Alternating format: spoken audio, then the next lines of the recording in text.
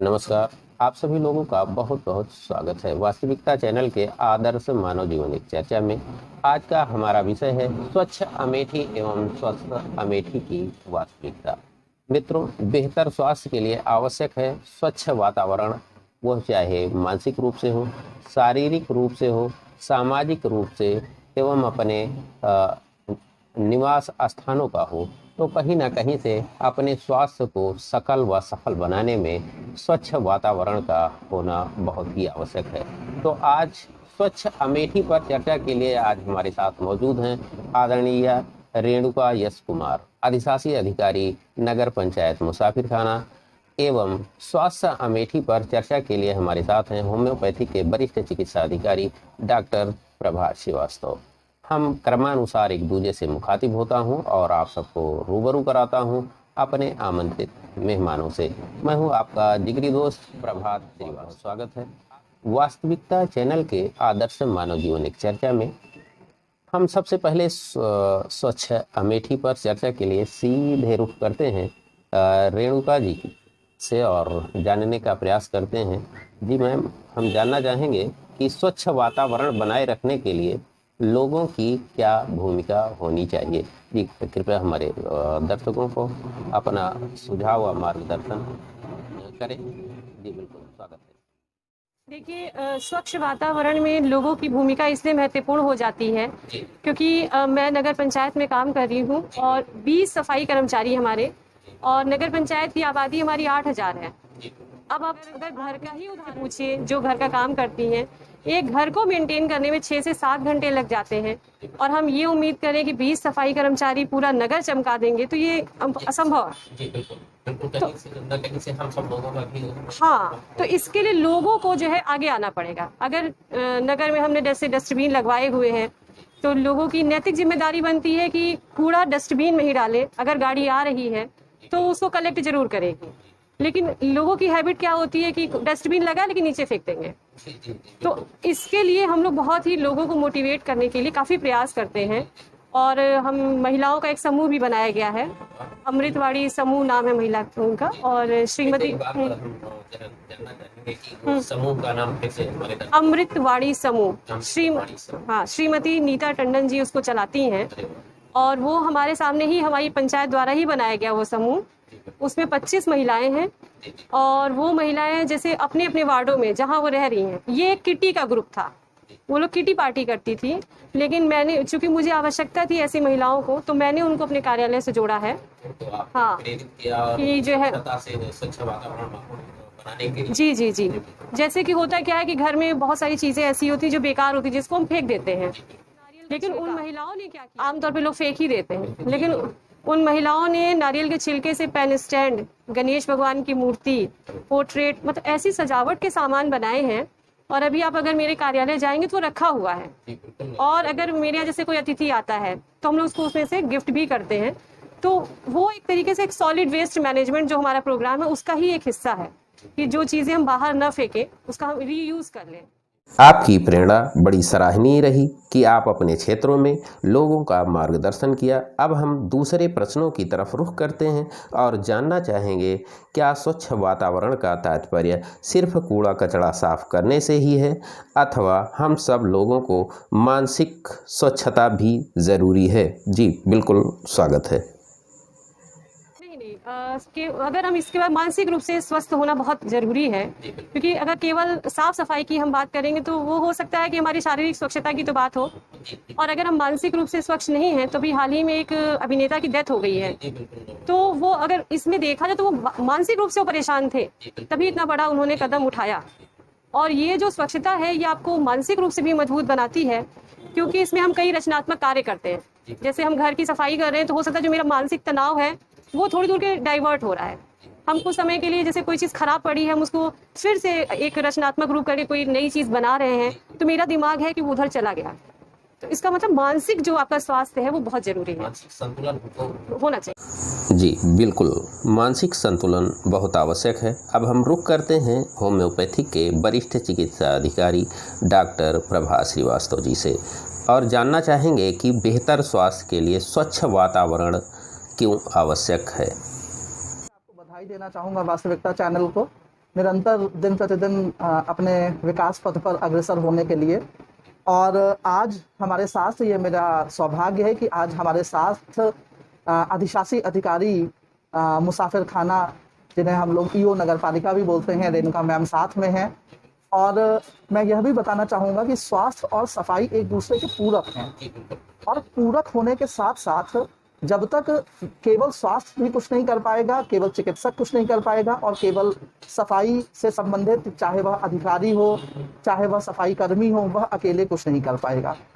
हम लोगों को साथ मिलकर एक पटल पर आने की आवश्यकता है। और जब हम लोग एक पटल पर आके और एक साथ कार्य करेंगे तो जो वैश्विक हंता कोरोना का समय चल रहा है, वह निश्चित रूप से ही हम लोग उससे पछाड़ सकेंगे।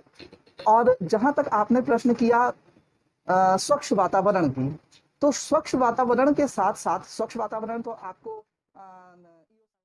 ईओ साहिबा ने बताया कि सफाई कर्मी अपना काम कर रहे हैं, कैसे मैडम सॉलिड वेस्ट मैनेजमेंट के लिए काम कर रही हैं, निश्चित रूप से वह काबिल तारीफ है। और जहां तक बात है स्वच्छ वातावरण की, वहां पर स्वच्छ वातावरण के साथ साथ सफाई के साथ साथ मानसिक स्वास्थ्य भी जुड़ा है। जब तक हम मन से स्वस्थ नहीं होंगे, जैसा कि मैम ने कहा कि सफाई कर्मी चाहे जितना सफाई करना चाहे, लेकिन जब हम स्वयं चाहेंगे कि अपने आसपास स्वच्छता बना के रखें, तभी हम कूड़े को डस्टबिन में डालेंगे। अन्यथा हम मानसिक रूप से विक्षिप्तता है यदि हमारे अंदर, तो हम कूड़े को कूड़ेदान में ना डाल के बगल में डाल देंगे या इधर उधर फेंक देंगे। तो हमें भी अपने कर्तव्यों का ज्ञान होना चाहिए कि हमें क्या करना है और हमें किस प्रकार से शासन की मंशा के अनुरूप काम करना है और किस प्रकार से हम सरकार का सहयोग दे सकते हैं। क्योंकि आप लोग तो अधिकारी हैं, हम लोग अधिकारी के रूप में अपनी बात को कह सकते हैं, पर इम्प्लीमेंट करना वो निश्चित रूप से जनता का कार्य है और जनता को इसमें आगे आना चाहिए। जिस प्रकार का मैडम ने एनजीओ का नाम लिया, तो उस प्रकार से बहुत सारे सराहनीय कार्य एक गैदरिंग के साथ किए जा सकते हैं। एक कोई समूह हो, उसके साथ किया जा सकता है। समूह बहुत से कार्य करता है, उसमें जो है वो इस प्रकार के सफाई के कार्य कर सकता है और वह सहयोगी बन सकता है हम लोगों के।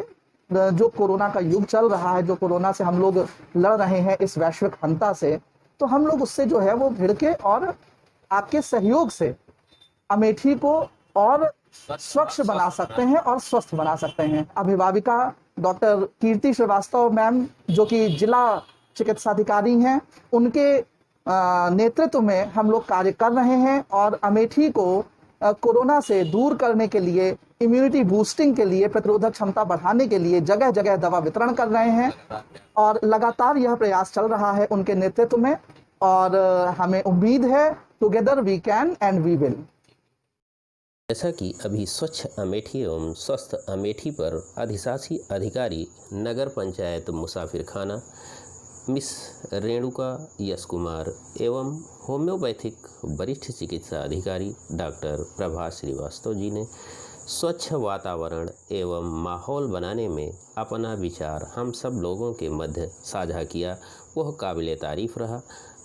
हम अपने दूसरे प्रश्न की तरफ अब इशारा करना चाहेंगे कि वर्तमान में कोविड-19 कोरोना महामारी से समूचा विश्व हलाकान है। तो हम जानना चाहेंगे कि इस महामारी में अमेठी जनपद की व्यवस्थाओं के बारे में। हम लोग बराबर इस पर कार्यरत हैं। जैसा कि मैंने बताया कि होम्योपैथी जो इम्यूनिटी बूस्टर दवाएं हैं, जो हमारे central council of research in homeopathy CCRH ने एडवाइजरी जारी किया है, उसमें आर्सेनिक 30 दवा के 3 खुराक लेने से अगले 30 दिन तक उससे प्रतिरोधक क्षमता डेवलप हो जाती है।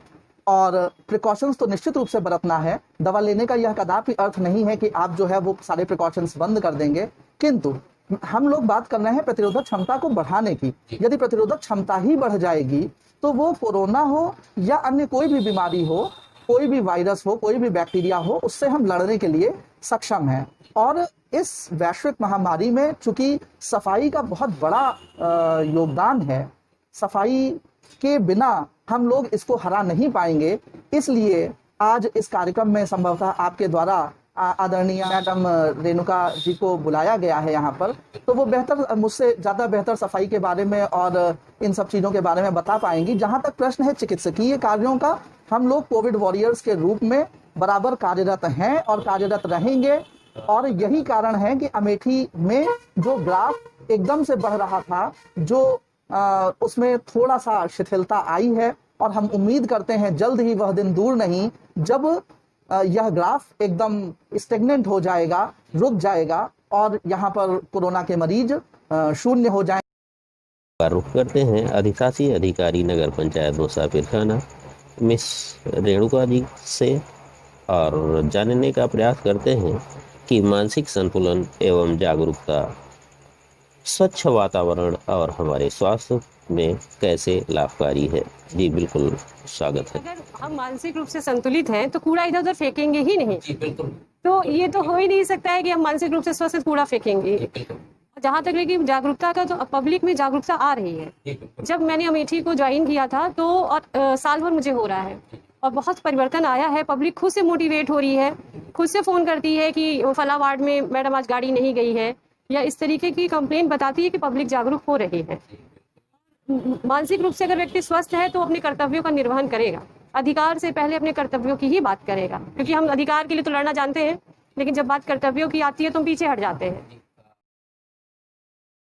जी बिल्कुल, हम सब लोगों के बेहतर स्वास्थ्य के लिए भारत सरकार, प्रदेश सरकार, जिला प्रशासन एवं अन्य सारी संस्थाएं दिन रात जद्दोजहद कर रही हैं, जिसमें नगर पंचायत मुसाफिरखाना के अधिशासी अधिकारी भी अपनी पूर्ण निष्ठा के साथ हम सब लोगों के बेहतर स्वास्थ्य के लिए कर्तव्य निष्ठ हैं। हम उनका बहुत बहुत आभार व्यक्त करते हैं और एक बार पुनः रुख करते हैं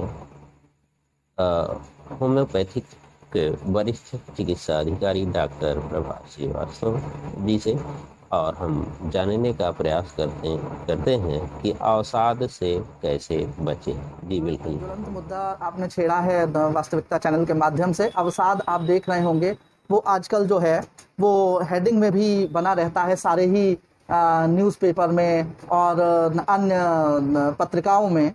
तो हम लोगों को ये समझना होगा कि अवसाद एक ऐसा चीज़ है जिसको मानसिक स्वास्थ्य से, जो आपका आज का टॉपिक भी उसी से रिलेट करता है, कि हम मानसिक रूप से स्वस्थ जब होंगे, WHO ने पहले परिभाषित किया था कि हम शारीरिक रूप से स्वस्थ होंगे तो स्वस्थ रहेंगे, किंतु मानसिक रूप से जब तक अब हम स्वस्थ नहीं होंगे तब तक हमें स्वस्थ व्यक्ति नहीं कहा जा सकता है।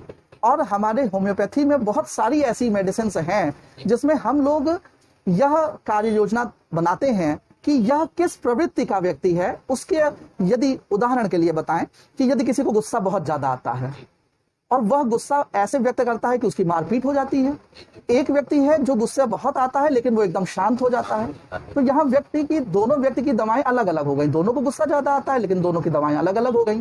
तो जब और एक एकदम शांत हो गया, तो जब हम लोग दवा देते हैं तो इस प्रकार से गुस्से को भी कम किया जा सकता है। और ठीक उसी प्रकार से अवसाद को ठीक करने में होम्योपैथिक दवाओं का बहुत अच्छा योगदान है।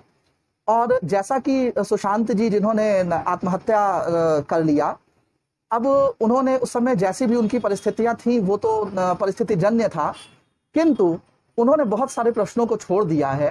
कोरोना के इस वैश्विक महामारी में उसी के पहले 20 दिन पहले उनके एक परम मित्र ने आत्महत्या कर लिया था। कहीं ना कहीं अवसाद के साथ कन्वर्सेशन गैप होता है। जब कन्वर्सेशन गैप नहीं होगा तो अवसाद से मुक्ति पा सकते हैं।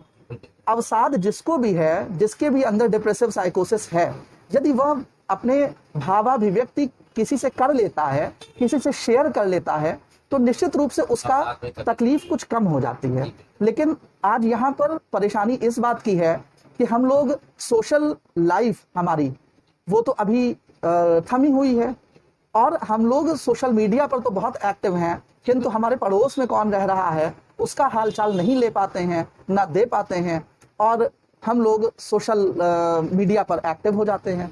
पर बात यहाँ समझने की यह है कि यदि हमें अवसाद को भगाना है तो होम्योपैथिक मेडिसिन का प्रयोग कर सकते हैं, और साथ ही कन्वर्सेशन जो कि बहुत आवश्यक है, कन्वर्सेशन जरूर करें। एक दूसरे से साझा जरूर करें और अपनी बात को एक दूसरे के मध्य जरूर रखें, जिससे कि हम एक दूसरे की भावनाओं को समझ सकें और भावाभिव्यक्ति एक से दूसरे व्यक्ति के बीच में हो सके। सफाई भी रखना है, स्वास्थ्य भी बना के रखना है, और जैसा कि हमारे माननीय प्रधानमंत्री जी ने कहा कि अब जान भी रहेगी और जहान भी रहेगा, तो इस नारे को हम लेकर आगे चलते हैं हम लोग, और जान भी रखेंगे, जहान भी रखेंगे। जहान को रखने का काम हमारे अधिशासी अधिकारी जी का है, वे उसको अपने पूर्ण निष्ठा से निभा रही हैं। और जहां तक स्वास्थ्य की बात है, वो स्वास्थ्य हम लोग उसको अपने माध्यम से हम लोग सारी अपनी चिकित्सकीय सेवाएं देते रहेंगे। टोल फ्री नंबर से हैं, आयुष कवच ऐप के माध्यम से आप टोल फ्री नंबर से जुड़ सकते हैं, परामर्श ले सकते हैं, दवाएं अपने निकट की राजकीय चिकित्सालयों से प्राप्त कर सकते हैं। तो कुल मिला के कहने का मतलब यह है कि हम लोगों को चिकित्सा के रूप में, चिकित्सक के रूप में हम लोग अपना कार्य कर रहे हैं। स्वास्थ्य विभाग कार्य कर रहा है, नगर पालिका कार्य कर रहा है। केवल हम लोगों को आपस में जागरूक होने की आवश्यकता है। फिर वह दिन दूर नहीं जब हम लोग इस प्रकार के कोई भी वैश्विक हंता को दूर कर पाएंगे। और यहाँ पर मैं 4 लाइन कहना चाहूंगा। सुखमय जीवन गर चाहते हो, सुखमय जीवन गर चाहते हो तो आयुष का कवच स्वीकार करो। सुखमय जीवन अगर चाहते हो तो आयुष का कवच स्वीकार करो। स्वास्थ्य सफाई के संस्कार को तनमन से शिरोधार्य करो, तनमन से शिरोधार्य करो। हम रेणुका जी से अपेक्षा करेंगे कि हमारे दर्शकों को स्वच्छ वातावरण को बेहतर बनाने के लिए प्रेरणा दें, जिससे उत्साहित होकर हम सब लोग स्वच्छता को अपनाएं। देखिए, अगर हम स्वच्छ नहीं रहेंगे तो बीमार ज़्यादा रहेंगे, क्योंकि अभी डॉक्टर साहब भी बता रहे थे कि स्वच्छता का और स्वास्थ्य का दोनों ही एक दूसरे के पूरक हैं। तो कल्पना तो नहीं कर सकते कि एक को हम छोड़ दें तो दूसरा अपने आप होगा। और दूसरा कि ये चीज़ें तब भी आएंगी जब हम अपने बच्चों को मोटिवेट करेंगे। इसीलिए मुसाफिर खाना में जो भी मैंने कार्य किया, तो सबसे ज़्यादा मैंने स्कूलों को टारगेट किया। जैसे हम लोगों ने रंगोली प्रतियोगिता कराई थी स्वच्छ भारत मिशन पे, निबंध प्रतियोगिता कराई, और 19 नवंबर को हमारा जो है शौचालय दिवस होता है, विश्व शौचालय दिवस। जैसे कि प्रधानमंत्री जी का एक स्लोगन भी है कि जहाँ सोच वहाँ शौचालय। तो उसी थीम पे हम लोगों ने एक नुक्कड़ नाटक जो है आयोजित किया था मुसाफिर खाना बस स्टैंड पे। तो उससे क्या होता है कि जैसे हम महिलाओं को टारगेट करते हैं, बच्चों को टारगेट करते हैं, क्योंकि पुरुषों को तो मोटिवेट करना आसान हो जाएगा। अगर बच्चा कहेगा कि पापा आपने यहाँ कूड़ा फेंका है, गलत किया, तो बच्चा एक बार टोकेगा तो पेरेंट्स भी सोचेंगे। बहुत अच्छी बात। जो बुजुर्ग हो गए हैं उनसे तो आप इस परिवर्तन की उम्मीद थोड़ा कम करिए, क्योंकि मैं कई बार वार्डों में जाती हूँ, जब उनसे कहते हैं अरे दादी ऐसे क्यों करती हैं, आपको तो बनाया है शौचालय, क्यों नहीं जा रही हैं, तो कहती हैं कि हमको खुले में आदत है। तो उनको तो मैं नहीं चेंज कर सकती, लेकिन जो नई जनरेशन है, अगर हमने उसको चेंज किया तो आने वाले समय में फिर ये दिक्कतें खत्म हो जाएंगी। जैसा कि आज हमारे वास्तविकता चैनल के आदर्श मानव जीवन चर्चा में हमारे संबंधित विषय स्वच्छ अमेठी एवं स्वस्थ अमेठी पर चर्चा के लिए आमंत्रित अधिशासी अधिकारी नगर पंचायत मुसाफिर खाना एवं होम्योपैथी के वरिष्ठ चिकित्सा अधिकारी ने स्वच्छ वातावरण एवं स्वास्थ्य एक दूजे के लिए जरूरी बताया, तो हम सब लोगों की जिम्मेवारी भी बनती है कि अपने वातावरण को स्वच्छ बनाएं और स्वस्थ रहें। आप सभी का आज बहुत बहुत धन्यवाद। साथ ही आप सभी लोगों से निवेदन करते हैं कि हमारे वास्तविकता चैनल को सब्सक्राइब करें, लाइक कमेंट्स करते रहें, जिससे हमारा मार्गदर्शन और उत्साहवर्धन होता रहे।